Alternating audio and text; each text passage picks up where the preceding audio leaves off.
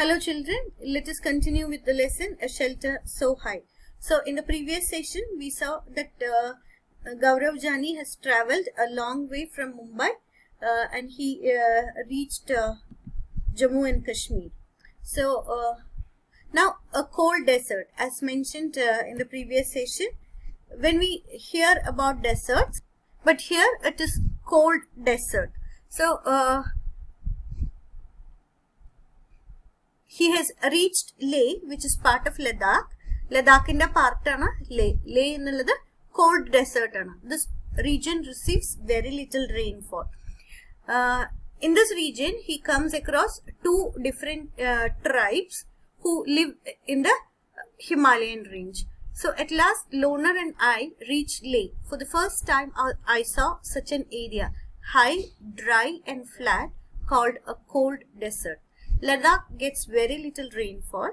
Here there are high snow-capped mountains and a cold flat ground. In Leh, I found myself in a quiet street with beautiful white houses. As I rode slowly, I found that I was being followed by a group of children. So the children are also seeing a person on a motorbike. They very rarely get to see people riding motorcycle and all. So he saw a group of people following him. They called out Jule, Jule, meaning welcome, welcome. They were all amazed to see my loner. Everyone wanted me to come to their home. At home with Tashi. So he accompanied one of the children to their house. Tashi dragged me to his home. It was a building with 2 floors. The house was made of stone, which were kept one over the other. The walls were coated with a thick layer of mud and lime. You can imagine part of Himalayas are cold. So to protect them from the cold, it was covered with thick layers of mud and lime. Most of the time, cold snowfall, snow region. So to protect them from extreme temperature, extreme cold, protect thick layer of mud and lime houses coated. The house looked like a shed from inside with a lot of hay stored there. We took the wooden steps and reached the first floor. This is where we stay, explained Tashi. The ground floor is for our animals and for storing necessary things. Sometimes when it gets too cold, we also move downstairs. Downstairs in the speciality and there are no windows or doors and windows. So there is very little chance for cold air to come inside the house. So that will keep them little bit more warm than the first floor house. Sometimes when it gets too cold, we also move downstairs. I noticed that the ground floor had no windows. Thick tree trunks were used to make the roof strong. Tashi then took me to the roof of his house. What a view! I could see flat roofs all around. In flat roofs, there is very little vegetation there. Fruits and vegetables because throughout the year, most of the time it is very cold, snow or snowfall place. So summer season whatever food and vegetable they get, they dry and save it for the winters. So idellam dry cheyan vendite our house in the roofs flatten. On some, red chilies were laid out to dry, and on some there were orange pumpkins and golden yellow corn. Some had stacks of paddy, and on some cow dung cakes were laid out to dry. So this is the most important part of our house, said Tashi.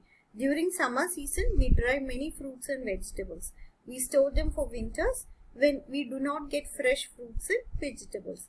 As I stood there with Tashi, I could see how every part of the house was built specially to suit the needs of his people. I could understand how the thick walls, a wooden floor and a wooden ceiling protected them from the cold. നമ്മൾ hill സ്റ്റേഷൻസിലൊക്കെ പോയിട്ടുണ്ടെന്നുണ്ടെങ്കിൽ അവിടുത്തെ ഹൗസസിന്റെ floors ഒക്കെ wooden floors ആണ്. Like wooden floors വരുമ്പോൾ തണുപ്പ് കുറവാണ്. That protects us from cold. So that is why they had wooden roofs and wooden floorings to protect them from cold. During winters, Tashi and his family live on the ground floor. Why would they be doing so? There are no windows in the ground floor. Like, it protects them from severe cold. That is why they live in the ground floor during winters. What is the roof of your house like? What all is a roof used for? Most of in our place, most of us use roofs for drying our clothes, to dry some vegetables. So papad enengilum undakkananuണ്ടെങ്കിൽ അത് dry ചെയ്യാൻ. Like, it is for all these purposes that we use our roofs. Now solar panels വെക്കുകയാണെന്നുണ്ടെങ്കിൽ we use roofsലാണ് നമ്മൾ solar panels fit ചെയ്യുന്നത്. In case any of you use your rooftop for any other purpose, please do note it down in your notebook. People living on top of the world. So next we are coming to the next tribe. This oru tribe ine pattitana ivida parnathu. Now we are coming to the next tribe. Tribal people called the Changpas. World le second tallest അല്ലെങ്കിൽ second highest level ulla inhabitants ana Changpas. Now was the time to climb higher. Lona had a tough time zigzagging along narrow rocky mountain roads. At many places there were no roads at all. I was moving towards the rocky plains of Changtan. This place is at a height of almost 5,000 meters. It is so high that it is difficult to breathe normally. I had a headache and felt weak. So we know as we go higher, air pressure decreases. Amount of oxygen in the air becomes less. So we find it difficult to breathe. So usually mountaineering people do carry oxygen cylinders with them. Then I slowly got used to breathing in such air. For many days we kept wandering in this area with not a single human being inside. No petrol pumps, no mechanics, only clear blue sky and many beautiful lakes around. Many days and nights passed. Lona and I kept moving ahead. Suddenly, one morning, I saw before me flat grassy land. Many sheep and goats were grazing there. So that shows the presence of people in the neighborhood. Karam alkare sheep and goats ni alkare valarthanadam. So far in the distance, I saw some tents. I wondered who lived there and what they were doing in this far out place. I don't know if you have heard about a special type of wool called the Pashmina wool. Pashmina wool in the this is a special type of wool. From e region Pashmina wool. It is very expensive. Pashmina wool in the carpets, shawls, it's world famous. So some of you might have heard about it. So ingane high altitude grazy sheeps and goats and Pashmina wool. At what height is the place where you live? Try to find out at what height we live. Okay. But now Changpa tribe live it's almost at an altitude of 5,000 meters from sea level. So Palakkad etra height ilana find you. If you are not able to find, I'll let you know. Why did Gaurav Jani say this place is so high that it is difficult to breathe normally? As I mentioned, as altitude increases, air pressure decreases. So the level of oxygen becomes so less that we cannot proper breathe. Have you ever been to a hilly place? Where? You can write your own answers. At what height was it? Did you have any difficulty in breathing there? So if you go for Koreduram Nadakanaka Poika, definitely if you have ever been to a hilly place, you would have definitely felt difficulty in breathing. Which is the highest place you have been to?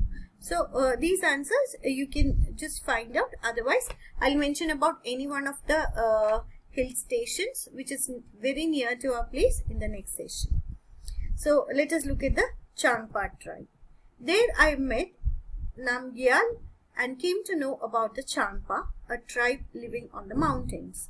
The Changpa tribe has only about 5,000 people. The Changpas are always on the move with their goats and sheep. It is from these that they get all that they need: milk, meat, skin for tents, and wool for coats and sweaters. Their goats are their only treasure. If a family has more animals, it is considered more rich and more important. They are supposed to be very rich. Similarly, among the Changpas, whoever had more animals, sheepsum, goatsum, kudalile alkara, they're supposed to be more rich. From these special goats, they get wool for making the world famous Pashmina wool. The Changpa graze their goats at higher and colder places so that the goats have more and softer hair. They stay high up on these mountains in very difficult conditions because this is where these goats can live. This is their life and their livelihood. So I hope you understood that everything is dependent on these animals. So wherever their animals are comfortable, they adjust themselves so that they earn a good livelihood. ഇത്രയും higher altitudeലുള്ള കുറച്ചു മുന്നേ കണ്ട tribes ബക്കർവാലാസ് എന്നാണ് ആ ട്രൈബിനെ പറയുന്നത്. So they do not live at as high altitude as the Changpas. Changpas Pashmina woolന് വേണ്ടിയിട്ട് കുറേയും കൂടി higher altitudesലാണ് live ചെയ്യുന്നത്. I was carrying very little of my belongings on my motorcycle, but the Changpas carry everything that they own on their horses and yaks. It takes them only 2.5 hours to pack everything and move ahead. So they are nomadic life live ചെയ്യുന്ന ആൾക്കാരാണ്. So they are used to moving from one place to another. So it takes them hardly a few hours to pack and move. So with no time, they put up their tents at the chosen place. The luggage is unpacked and their homes are ready. Because they are always on the move. Adondana luggage unpack cheyathadu. You're most welcome into our home, said Namgyal, as he led me to the big cone-shaped tent. They call their tent a rebo. Yak hair is woven to make strips which are stitched together. So they have to keep themselves warm. അപ്പോൾ യാക്കിൻ്റെ fir കൊണ്ടാണ് അവരുടെ Holmes ഉണ്ടാക്കുന്നത്. These are strong and warm and protect them from the icy strong winds. I saw that the strips were tightly tied with 9 sticks. The ground is dug about 2 feet deep. The tent is then put up around this on the higher part of the ground. The world famous Pashmina. It is believed that a Pashmina shawl is as warm as 6 sweaters. It is very thin yet very warm. The goats from which the soft Pashmina wool is collected are found on very high altitudes of 5,000 meters. In winter, the temperature here drops below 0 degrees. -40 degree vare cold out. A coat of warm hair grows on the goat's body, which protects it from extreme cold. The goats shed some of their hair in summer. The hair is so fine that 6 of these would be as thick as 1 hair of yours. So you can imagine how thin it is. The fine hair cannot be woven on machines, and so weavers of Kashmir make these shawls by hand. This is a long and difficult process. After almost 250 hours of weaving, 1 plain Pashmina shawl is made. Imagine how long it would take to make a shawl with embroidery. So that is a brief description about Pashmina shawls, and you can imagine why it is so expensive. Because our hair kittanalladhe difficult aanu. It is so thin that it has to be made with hand itself. So labor aanu 250 hours ഒക്കെയാണ് ഒരു shawl weave ചെയ്യാൻ എടുക്കുന്നത്. So you can imagine how expensive it will be. So with that, I'll stop my today's session, children. Please watch the video and post your doubts in the stream. Thank you and take care.